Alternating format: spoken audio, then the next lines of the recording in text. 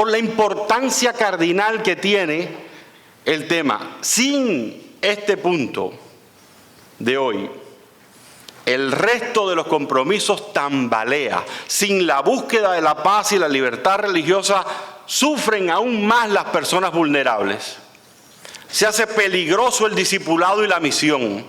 Y la oración comunitaria termina en el espacio de la iglesia clandestina, al igual que la Biblia. Por eso es sumamente importante. Y mi invitación esta mañana es a revisar la centralidad de la paz en el mensaje bíblico. El desafío que representa mantener esa paz y ser agentes de paz, sobre todo en estos tiempos, así como las contribuciones que podemos hacer desde nuestra rica tradición bautista hacia esta visión del 2033.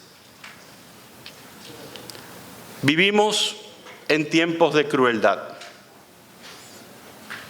El profesor Henry Giraud, destacado teórico de la pedagogía crítica, ha desarrollado el concepto de la cultura de la crueldad para describir un fenómeno social y político contemporáneo caracterizado por la normalización de la violencia, la deshumanización y la indiferencia ante el sufrimiento ajeno. En un reciente artículo, solo el mes pasado, Giraud dice: de repente nos encontramos en una era dominada por lo que llamaríamos formas de extrema crueldad. Formas que además ya no están ocultas y que parecen ser recibidas con cierto nivel de alegría, por no decir un rechazo abyecto a reconocer cuán malvadas son estas políticas. Esta época de crueldad, como afirma Giraud, no solo se refleja en políticas violentas concretas, sino en el disfrute de lo que ocasiona dolor a otra persona. Así se dan redadas y deportaciones masivas. Se usan motosierras en conciertos a los viernes 13 para reírse de despidos masivos o recortes a las personas ancianas en sus pensiones. Se hacen videos en inteligencia artificial donde ricos y poderosos gozan de playas, donde recientemente se han lanzado bombas a niños inocentes. Se habla de desplazar a los habitantes de cierto lugar, o se ovaciona cuando vuelos gubernamentales militarizados custodian en cadenas a migrantes vestidos de terroristas internacionales sin haber sido procesados con los procedimientos de causa. Todo este lenguaje, hermanos, no es valiente, es violento. No está poniendo las cosas en orden, está deshumanizando a nuestra gente, está legitimando el odio y la exclusión. Son épocas de crueldad, donde los espacios de adoración sagrada que eran respetados hasta hace un par de meses son ahora amenazados con la presencia de agentes vigilantes, de que los adoradores en servicios dominicales tengan papeles de residencia o ciudadanía antes de asistir a una iglesia un domingo. Una crueldad que afecta el libre desenvolvimiento de nuestra libertad religiosa y la separación de iglesia y Estado. Y no, yo no estoy hablando del país donde yo nací, soy cubano. Tengo PhD en esto, 21 años de Cuba socialista. Si alguien quiere saber del socialismo, que me pregunte. Tampoco estoy hablando en nombre de ese país. Conozco muy bien todos sus errores. Estoy hablando del país donde un día llegué a emigrar. Y un lugar a donde fui buscando algo que ahora veo desmoronarse. La diferencia es que el gobierno que me vio crecer se declaraba ateo. Pero ahora, donde yo hago parte de mi ministerio, dicen hacer todo en defensa de la fe. Y con el aplauso de votantes evangélicos y bautistas como yo, que rinden pleitesía al caudillo de turno. Las cosas no están mejores en el resto del continente. Los datos que nos llegan desde Ecuador, por ejemplo, son muy tristes. Saludo a los hermanos ecuatorianos.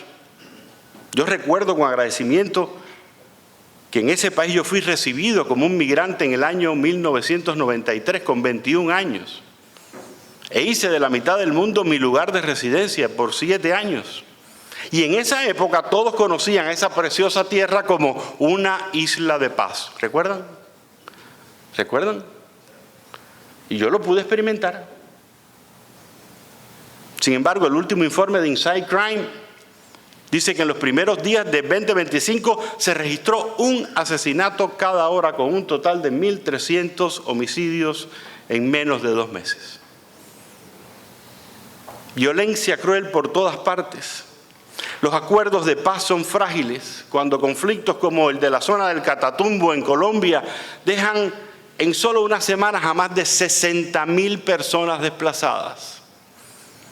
Las nuevas políticas de presidentes recién electos no funcionan cuando se encuentran verdaderas fábricas de tortura en campamentos de cárteles en México.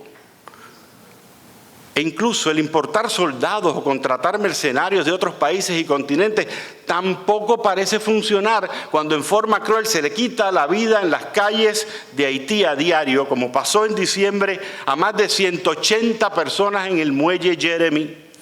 Personas mayores de 60 años que fueron brutalmente asesinadas a punta de machete solo porque un líder pandillero, miren la conexión con lo religioso, solo porque a ese líder pandillero le dijeron que alguien le había hecho una brujería. Esos son solo unos pocos eventos, pero lo suficientemente fuertes para movernos a la acción, para desafiar nuestra misión con bautistas en el continente. Hermanos, hermanas, América Latina gime. América Latina gime por falta de paz. Esto es un hecho. Esto es un hecho. También es cierto que algunos de los países que llamamos más avivados son también algunos de los países más violentos de nuestro continente. Entonces América Latina no solamente necesita la presencia de más iglesias, sino la presencia del shalom de Dios, que emane de esas comunidades de paz. América Latina necesita la manifestación de los hijos de la paz, de los siervos del príncipe de paz. Hablando de este contexto de violencia, es necesario entenderla en todas sus formas. En los últimos años, alguien que bien nos ayudó con eso fue el sociólogo pacifista y mediador de conflictos noruego, recientemente fallecido John Galton. Una sencilla explicación, el triángulo de la violencia, decía John Galton. Y Galton compara la violencia con un iceberg, donde solo una pequeña parte es visible, mientras que la mayor parte permanece oculta.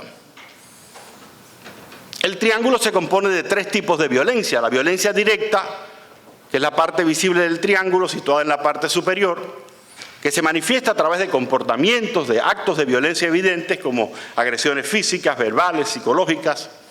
Es lo viral de la violencia, la manifestación notable que nos alarma al prender las noticias o a ver los diarios que destilan sangre en los estanques de las esquinas de nuestras calles. O simplemente esos actos que a veces sin querer o sin querer queriendo, nos desvelan en las noches al empezar a hacer scrolling con nuestro teléfono en el dedo pulgar en los celulares. Lo primero que vemos, por eso decimos que el mundo está violento, pero se nos olvida el triángulo, la violencia estructural, que es la base de que todo esto esté pasando. Ustedes saben que el iceberg, lo que uno ve es lo de menos, es lo que está debajo. Ahí se encuentra en la base del triángulo la parte invisible y nos habla de un conjunto de estructuras que niegan o impiden satisfacer necesidades básicas del ser humano y que por lo tanto generan violencia porque están presentes en sistemas sociales, políticos y económicos y se manifiestan, por ejemplo, en las desigualdades sociales, en la inequidad económica, en la falta de acceso a la riqueza, en la disparidad de riquezas heredadas o hechas por élites de poder o por familias de abolengo, como sucede en algunas de nuestras sociedades. Esa violencia se normaliza y se sostiene con el tiempo, afectando especialmente a los más vulnerables, a los marginados y a los sin voz. Y está la violencia cultural, también en la base invisible del triángulo. Crea un marco que legitima la violencia y se concentra más en actitudes.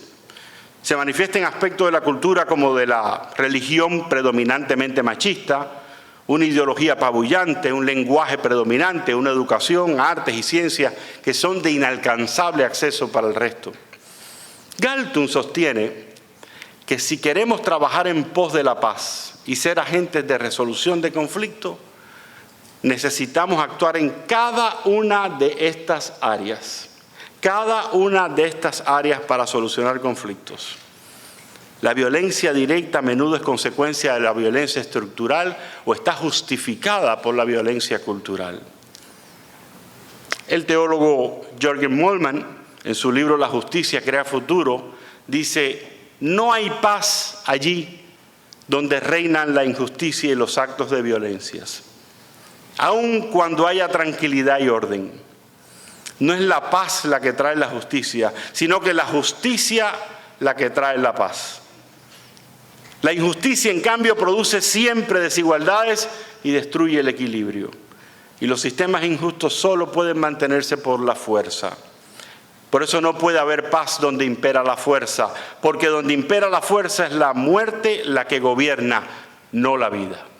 Desde el Antiguo Testamento el concepto hebreo del shalom se traduce como la santificación de la vida y aparece 287 veces, con destacada importancia como una aspiración, una inspiración de la paz integral que implica bienestar, que implica plenitud, reconciliación, armonía en todas las dimensiones de la vida. Es importante apuntar que el shalom bíblico, y escuchemos esto, el shalom bíblico no es una condición impuesta desde arriba.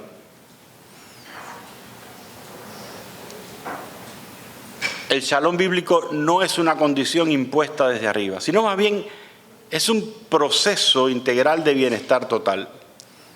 No se manifiesta como un milagro que sucede, o el proceso de una conversión repentina de todo el mundo, o la llegada de un caballo blanco.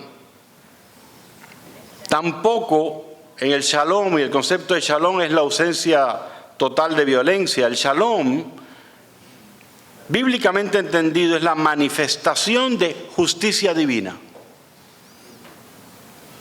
Por eso el tema de la justicia es central. ¿Y saben qué? Tendremos que seguir hablando de la justicia social. Mientras exista algo que se llama injusticia social. El hermeneuta Severino Croato nos hace caer en cuenta de algo. Cito a Croato. Sí. Es notable que el vocablo hebreo que indica violencia, jamás, por cierto. Sí, pero en hebreo. En hebreo, no en árabe y no un acronismo de una organización. Es jamás. Siempre va unido a otro que es sod. Violencia y despojo van juntos. Por ejemplo, Jeremías 6:7, 28, Ezequiel 45:9. Se denuncia a los líderes de Israel: basta ya, príncipes de Israel, abandonen la violencia y el despojo, practiquen el derecho y la justicia, liberen a mi pueblo de sus impuestos. El profeta Amós también se dirige a la clase dirigente en Samaria y los acusa de acumular violencia y despojo en los palacios. Amós 3:10. Habacuc 1:2-4. Se observa cómo la violencia, el despojo, el juicio pervertido están interrelacionados.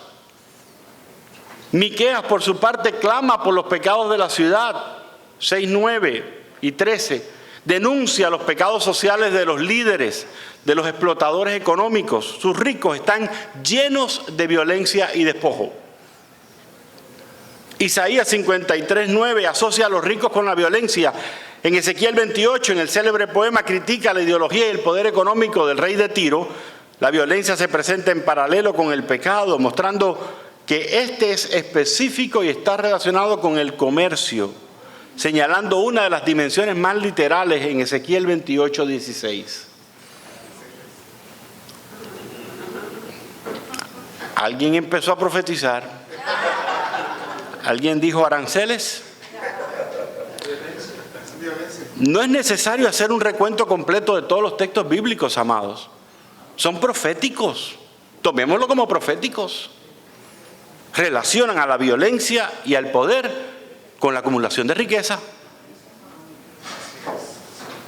El Nuevo Testamento nos presenta a Jesús como el príncipe de paz, cuyo ministerio está orientado a la reconciliación. Y en el reino de Jesús, el ejercicio de la violencia en toda su forma no tiene ningún espacio. No tiene ningún espacio. Pero entonces, ¿cómo es que los hijos de paz, nosotros, llegamos a la violencia y sobre todo, cómo reacciona Jesús ante la violencia en cualquiera de sus formas? Miremos en perspectiva la pirámide de Galton en los siguientes versos. ¿Les parece? Jesús responde a un caso de violencia directa en Mateo 26, 51, 52. Un hecho de sangre en una noche crucial. En eso, uno de los que estaban con él extendió la mano, sacó la espada e hirió al siervo del sumo sacerdote cortándole una oreja. Guarda tu espada, le dijo Jesús, porque los que a hierro matan, a hierro mueren. Violencia directa. Discípulo saca la espada y hiere a uno de los soldados. Galton diría que este hecho es solamente la punta del iceberg. Y creo que Jesús está de acuerdo con eso. Esta acción tiene profundas raíces.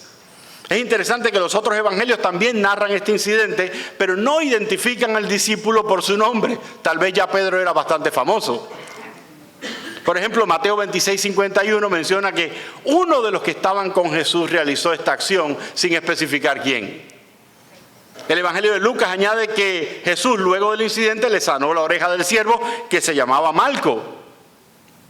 Y de esta manera Jesús mostró compasión en este momento de tensión.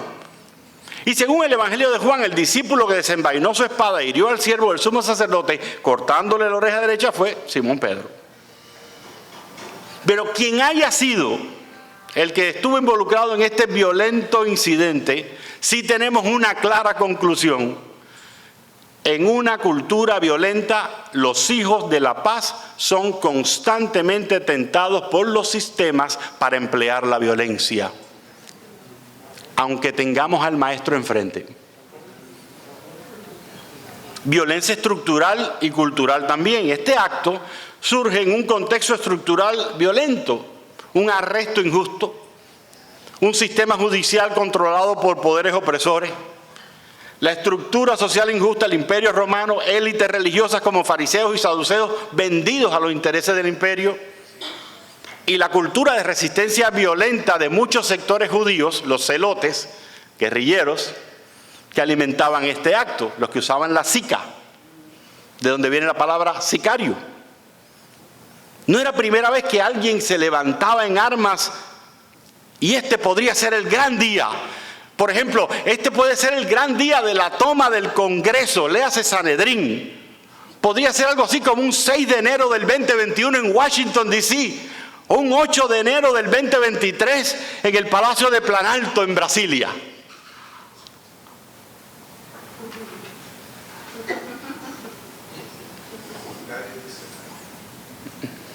¿Cuál es la respuesta de Jesús? Jesús no se limita a frenar la acción directa, sino que revela que el círculo de la violencia siempre termina destruyendo a quienes la ejercen. El que a hierro mata, a hierro muere. Jesús nos enseña que la paz se sostiene sobre todo cuando renunciamos a usar la violencia. Incluso en defensa propia de una causa justa, aunque sea la del mismo Jesús. Lucas 9, 51-56, otro pasaje. Cuando se acercaba el tiempo en que fuera llevado al cielo, Jesús se hizo el firme propósito de ir a Jerusalén. Envió por delante mensajeros que entraron en un pueblo samaritano para prepararle alojamiento. Pero allí la gente no quiso recibirlo porque se dirigía a Jerusalén. Cuando los discípulos, Santiago y Juan, vieron esto, preguntaron: Señor, ¿quieres que hagamos descender fuego del cielo para que los destruya? Pero Jesús se volvió a ellos y los reprendió. Luego siguieron la jornada a otra aldea. Violencia cultural. Santiago y Juan reproducen una visión teológica que justifica la violencia sagrada, como ya había hecho Elías con los profetas de Baal. Lo tenían en la historia, lo tenían en el ADN. Tal vez por lecturas similares en nuestros tiempos queremos que más de una vez caiga fuego del cielo contra los que no piensan como nosotros. Ese es un caso claro de lo que Galtung llama violencia cultural. Cuando la religión, la teología o la tradición legitiman la agresión al diferente. Jesús desmonta esta raíz cultural. Jesús reprende la violencia justificada desde lo religioso. El camino de Jesús no es el fuego, no es la destrucción, es la misericordia, incluso hacia quienes lo rechazan a Él mismo. Tenemos otros muchos pasajes bíblicos con los cuales hacer este ejercicio. Pero los relatos bíblicos del arresto de Jesús en Getsemaní y la reacción de Jacobo y Juan ante el rechazo samaritano ilustran la tentación de responder con diferentes tipos de violencia en momentos de crisis. Estos episodios enseñan lo frágil que es la paz. Y aunque la violencia puede ser una reacción humana natural ante la oposición o el peligro, el camino de Jesús es la paz, es la misericordia. Estos versos también hablan de la continua tentación de la violencia a la que somos propensos los hijos de la paz, porque en cada uno de estos versos los agresores son discípulos del Maestro. Francisco Martínez Fresneda dice: paz significa solidaridad, trabajar juntos, convivir para llevar a cabo una tarea común que haga posible la vida de los pueblos. Gracias a la paz se dilatan todas las potencialidades posibles de la vida humana. En parte, la palabra hebrea shalom significa esta experiencia: ausencia de guerra, tranquilidad social del pueblo, armonía de toda la realidad basada en las relaciones del hombre con Dios, con el pueblo y consigo mismo. Esta armonía depende entonces del don divino que es la paz y que se resume en la estabilidad y disfrute de la vida, en la salud, el honor, la madurez personal y familiar, la justicia y la bondad de las relaciones sociales. Quisiera dejar algunas recomendaciones. El compromiso con la paz y la libertad religiosa no es una opción secundaria para las iglesias bautistas. Vuelvo a repetir. El compromiso con la paz y la libertad religiosa no es una opción secundaria para las iglesias bautistas. Es una expresión fiel de nuestra vocación como discípulos del Príncipe de Paz. En un continente herido por la violencia, por las exclusiones, es necesario asumir, hermanos, con seriedad nuestro llamado a ser agentes del shalom, testigos de la libertad que Dios nos otorga en Cristo. Como UBLA, deberíamos dejar en claro que la realidad de nuestro continente nos está interpelando. Entonces ir al texto bíblico, a veces hacemos al revés. Entonces ir al texto bíblico, buscarle el sentido teológico y regresar con herramientas bíblicas de sentido, de orientación a la práctica de la fe. Dejarnos interpelar por la realidad, ir al texto bíblico, sacar las herramientas y volver. Algunas recomendaciones podrían ser: debemos de enfocar el trabajo de promoción de la paz en las nuevas generaciones. América Latina es al mismo tiempo el continente más joven y también el más violento. ¿Usted pensaba que era África? No. Es el continente más joven y también el más violento. Y esta doble realidad plantea un desafío para las iglesias. La prevención de la violencia y la formación de la paz deben ser prioridad para la niñez y la juventud, porque ellos son en muchos casos las primeras víctimas, pero paradójicamente también ellos son los actores de la violencia en nuestras comunidades. Necesitamos invertir recursos, creatividad, acompañamiento pastoral para sembrar en las nuevas generaciones una visión de vida fundada en la paz y en la no violencia. Necesitamos incorporar la paz y la libertad religiosa en nuestra vida cúltica. ¿Por qué? Porque no son temas de estudio comunes. No damos muchas conferencias sobre eso. Y quienes la dan los acusamos de progresistas.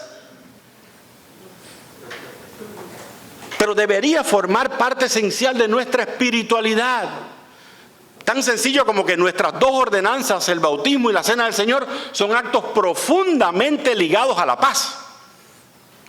En el bautismo proclamamos la paz recibida de Dios y nos disponemos a vivir reconciliados con la comunidad y con el mundo. Y en la comunión recordamos, con símbolos de sacrificio y de entrega, el pacto permanente de amor al que nos llama el Señor en la reconciliación.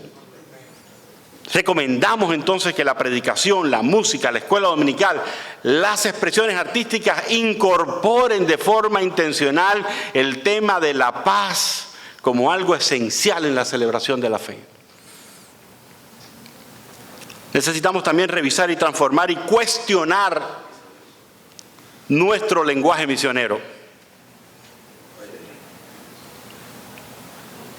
Hemos heredado y muchas veces usamos sin darnos cuenta un lenguaje bélico en nuestra teología y en nuestra praxis misioneras. Los soldados de Cristo. Hacemos campañas. Entramos en guerras espirituales. Saludo aquí a los generales del reino presentes entre nosotros. Hoy se nos ha ido uno de los grandes, un general del reino. Ha sido promocionado. Ese lenguaje ciertamente nos viene después de la Primera y Segunda Guerra Mundial, cuando las misiones se hicieron de doble vía. Las misiones venían en uniformes y con Biblia bajo el brazo, aunque solo recordamos la de la Biblia y la cruz de la colonia. Debemos de buscar un mejor lenguaje que afirme la vida, la justicia, la reconciliación, el testimonio. ¿Cuántos dicen amén? Amén. Caramba. Debemos de abandonar cualquier metáfora que legitime, aunque sea simbólicamente, la violencia. Esta mañana estaba terminando, me dice mi esposa, ¿para dónde vas? Y le digo, para la batalla. Todos lo tenemos, es parte de nuestro ADN. Trabajemos con eso. Por ahí empecemos. Necesitamos fortalecer también la formación teológica y bíblica desde la óptica de la paz. La construcción de la paz requiere bases sólidas. Necesitamos integrar de forma transversal en nuestros espacios formativos, seminarios, institutos, iglesias locales, una lectura bíblica y teológica centrada en la paz, la justicia, la reconciliación. Y tenemos aquí un ejemplo muy lindo dentro de nuestra familia de la fe bautista. Necesitamos aprovecharlo. La Fundación Bautista Universitaria en Cali, Colombia, ofrece varias líneas de estudio y trabajo en la formación de la paz. De verdad, gracias. Es más, su rector Pablo Moreno, aquí presente,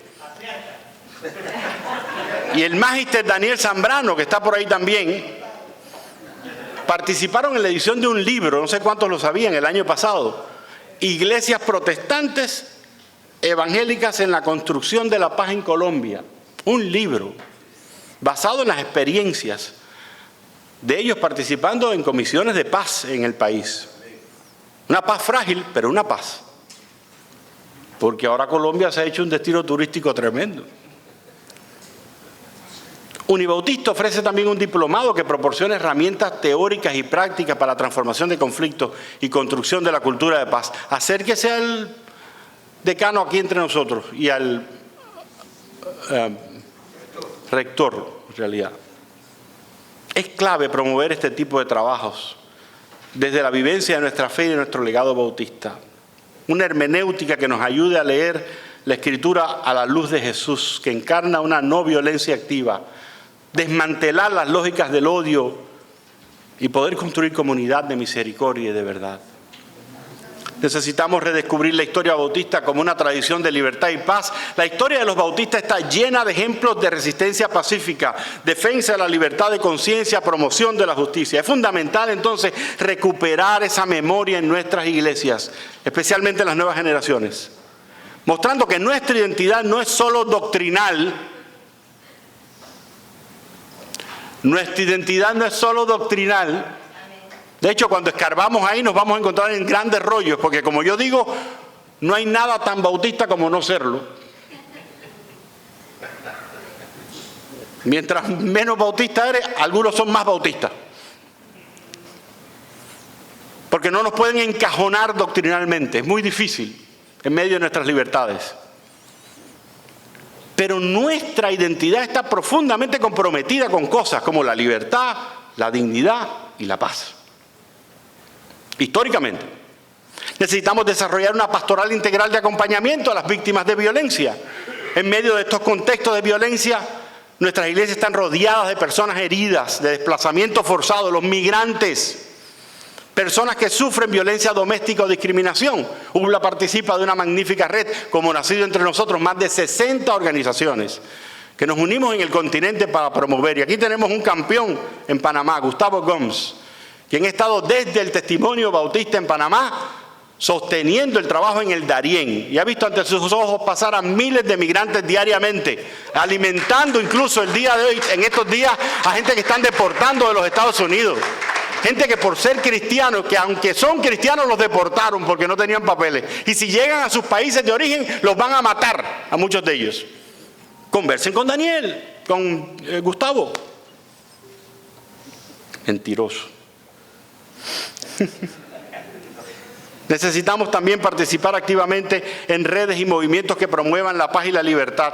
El testimonio bautista no debe limitarse solamente a la vida interna de las iglesias. Ser hijos e hijas de paz significa trabajar por un mundo donde la libertad y la dignidad sean bienes comunes. Necesitamos educar para identificar y desmontar las violencias invisibles. Siguiendo el aporte de Garland, debemos enseñar a nuestras iglesias que la violencia no es solamente física, no es solamente visible, sino que opera de manera estructural y cultural en desigualdad, en exclusión, en prejuicio, en racismo, en machismo, en xenofobia, en intolerancia religiosa. Así que es una clave identificar la violencia dónde está. Pero para eso necesitamos primero trabajar con nuestro propio orden interno. ¿Cuántos de ustedes, pastores y pastoras presentes aquí, no llegaron a tener temor de asistir a alguna reunión de negocios o sesiones administrativas? Yo tenía algunas veces temor de asistir a una reunión de negocios. Y yo conozco una iglesia en Hialeah, en la Florida, que los vecinos le pusieron la iglesia 911, porque cuando había reunión de negocios, llegaba la policía. De verdad, de verdad. ¿Y por qué no hablar de las redes sociales? En nuestros comentarios bullying. Parece mentira que muchas de las peleas más cruentas de hoy en día se dan en diálogos cargados de odio y condenación entre cristianos mismos que dicen estar peleando por la sana doctrina, protegiendo el modelo bíblico de familia y con mis hijos no te metas. Violencias invisibles, violencias culturales, violencias ideológicas, violencias sin sentido, todas ellas. Necesitamos cuidar y defender la libertad religiosa para todas las personas. Nuestra herencia nos compromete a eso. La verdadera libertad religiosa no es un monopolio. No es un monopolio, sino un derecho universal. Nuestra defensa de la libertad debe ser, como dijo Roger Williams, sin espada ni garrote, solo con testimonio y la práctica de la libertad amorosa y responsable. Y necesitamos, por último, incidir para una espiritualidad pública de paz y libertad. Es necesario que nuestras iglesias no solamente hablen de paz dentro de sus templos, sino que aprendan a testimoniarla y a pagar el precio por eso. Recientemente, como Compañerismo Bautista Cooperativo, decidimos demandar al Departamento de Seguridad Nacional de los Estados Unidos. Está en la noticia. Tan cercano como la segunda semana después que el presidente nuevo llegó al poder. Nos unimos a una demanda para restaurar las protecciones a congregaciones religiosas. ¿Sabes quiénes se unieron en esa misma demanda? Un templo sikh y 4 lugares de culto cuáqueros. Y nuestras 1.400 iglesias. El 24 de febrero de este año, un tribunal federal en Maryland falló a favor de los demandantes y bloqueó a ICE y a otros agentes del Departamento de Seguridad Nacional de ingresar a lugares de culto sin una orden judicial. Este fallo restableció la política de lugares sensibles, protegió penosamente solamente a los miembros de nuestras congregaciones. Y si usted entra a alguna de nuestras congregaciones en los Estados Unidos, va a ver afuera un cartel que dice: aquí ICE no puede entrar porque este lugar está protegido. Qué pena que tuvimos que llegar a eso, pero está aconteciendo en los Estados Unidos de América. Frente a las amenazas de la libertad religiosa, la cultura de la crueldad y las violencias estructurales, es fundamental que como comunidad bautista desarrollemos una espiritualidad comprometida. Y eso cuesta. Y ejemplos suficientes tenemos. Los bautistas contamos en nuestra historia con 2 premios Nobel de la Paz. Un pastor y un laico, además. El reverendo Dr. Martin Luther King Jr. y un laico. Un maestro de una escuela bíblica dominical de su iglesia local en Plains. Un maestro de escuela dominical llamado Jimmy Carter. No tengamos miedo entonces a denunciar e incidir. Siempre desde la no violencia, pero en justicia y en verdad. Quiera Dios que nuestras iglesias no sean solo lugares sin violencia, sino verdaderos espacios de paz activa. Comunidades que viven, anuncian, practican la paz de Cristo en un continente que gime esperando la manifestación gloriosa de los hijos y las hijas de Dios. ¿Qué pasaría entonces si todos los bautistas trabajaran para hacer de sus comunidades lugares donde no hubiera más violencia?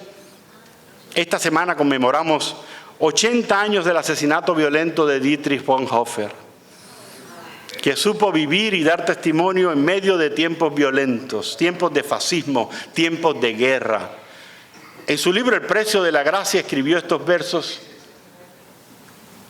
y él los llamó amar y servir.